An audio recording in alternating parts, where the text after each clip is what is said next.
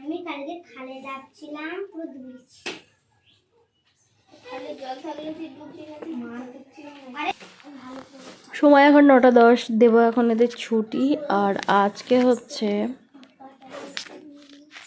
কত তারিখ রে? আজকে 20 তারিখ আগস্টে। বুঝি না, আজকে বুধবার। ওর প্রত্যেকদিন বুধবার হয়। আজ 3 দিন ধরে ভালোই শুকনো রৌদ্র দিচ্ছে, আজকেও তাই। আকাশে মেঘ নেই তেমন। আর ভাদ্র মাসের আজকে 2 তারিখ। পাখিগুলো ওই কাঁচে নিজেদের দেখতে পায় আর শুধু ঠোকরায়, ওই জন্য সারাদিন হয় এই জানালা। তুই কি যাবি ওদের সঙ্গে?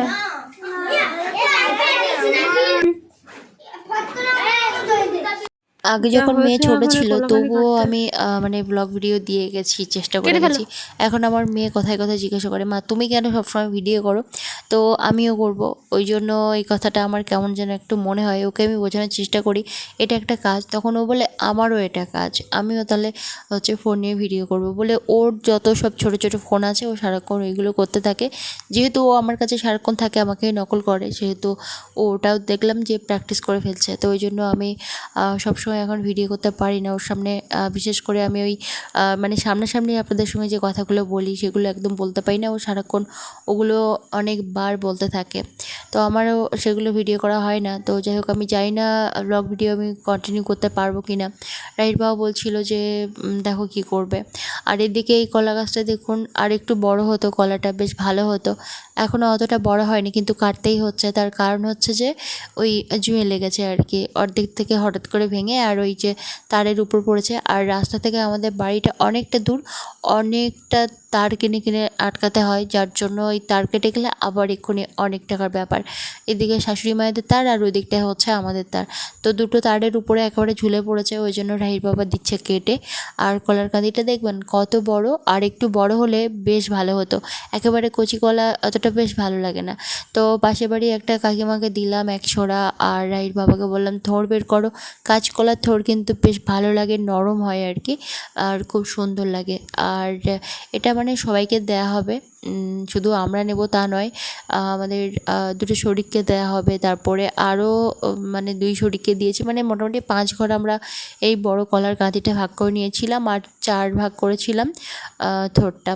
বাবার বাড়ির থেকে কিন্তু সোমবার ভোরবেলা এসেছি, আসলে রবিবার বিকেলবেলা আসার কথা বলছিলাম, কিন্তু ওরা বললো যে একসঙ্গেই বেরোবো।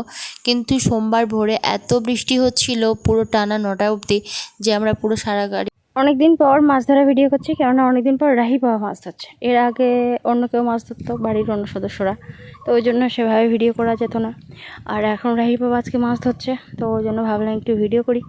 তবে একদম ভর্তি পুকুর, তো মাছ ধরা খুব মুশকিল। তো দেখা যাক এখন কতটা কি হয়। আর মাছ হলে আবার 3টে ঘরে ভাগ করতে হয়, তার জন্য একটু বেশিই মাছ ধরতে হয় আর কি।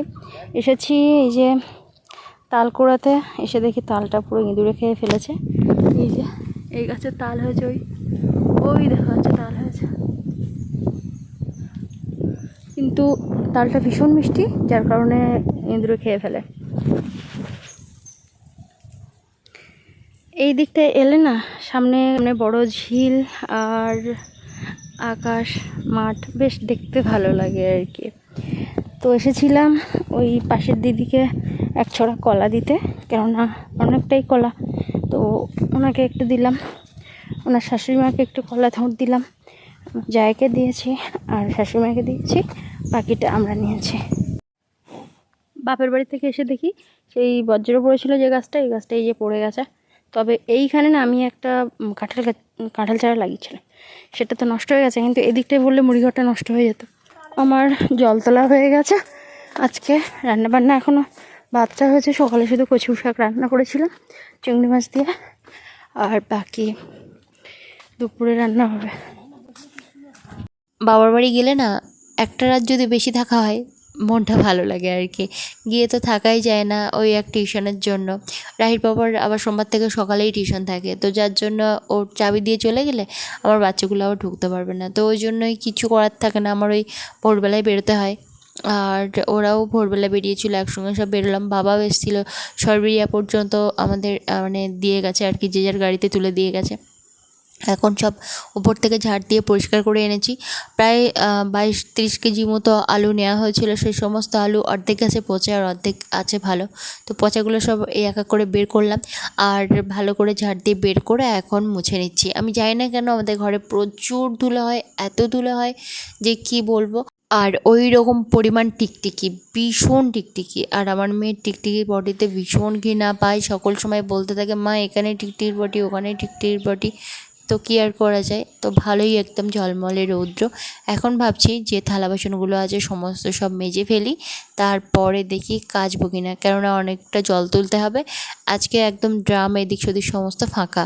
যখন বাড়িতে সবজি আসে, প্রচুর সবজি আসে, যখন দেখা যায় নেই তো শুধু আলু ছাড়া কিছুই থাকে না। তো আজকে ওরকম হয়েছে, ভেন্ডি আর এদিকে ঝিঙে, কালকে রান্না করেছি ঝিঙে, আবার এই যে একটা থেকে গেছে উচ্ছে, কাকরুল, আর এদিকে সেই বাড়ির কাঁচকলা, শাশুড়ি মা আবার এটা দিয়ে গেছে। এই যে থোড় আছে। হ্যাঁ, জেঠিমা না তো ঠাম্মা। এইদিকে আবার কচুর ফুল। লিখছো তুমি বলো তো? আগে তো কি সুন্দর যা জানতো তাই লিখতো, আর এখন এইগুলো কি শুরু করেছে লেখা। এটা আবার লিখেছে, কিন্তু এটা আবার কি শুরু করেছে কয়েকদিন ধরে। কি লিখি সেগুলো শোনা? ওই তো ওইসব লিখছে। চাল কুমড়ো আর উচ্ছে দিয়ে একটু ভাজা ভাজা করবো। চাল কুমড়োর সঙ্গে একটু তেতো চলে, তো নিম পাতা দিয়েও অনেকে করে, তো আমি আজকে উচ্ছে দিয়ে করছি। আমি এর আগে যতবার খেয়েছি নিম পাতা দিয়েই খেয়েছি, তো ভাবলাম উচ্ছে আছে তখন তাহলে উচ্ছে দিয়ে একটু ভাজা করি। ঝিঙেটা দেখছেন, ভাবলাম যে একটু বড় হলে তুলবো, তো ব্যাস একটা ঝিঙে বড় হয়েছে, ওটা তুলবো। ওটাও শুকিয়ে গেছে, ওটা শুকিয়ে গেছে, কি একটা মৌমাছি এসে হুল ফুটে দিচ্ছে আর কি। আর এই যে দুটো তুললাম, আর এইটা নামাবো। আমাদের সকালের খাবার খেতে খেতে প্রায় 11টা বেজে যায়। তো কী আর করা যাবে, দুপুরের দিকে একটু মাছের তরকারি করব। এখন তো খেতে বসি, মেয়েকে খাইয়ে দিয়েছি, এখন আমরা খাবো। এই ভিডিওটা এখানে শেষ করছি, আপনাদের সঙ্গে দেখা হচ্ছে পরের ভিডিওতে।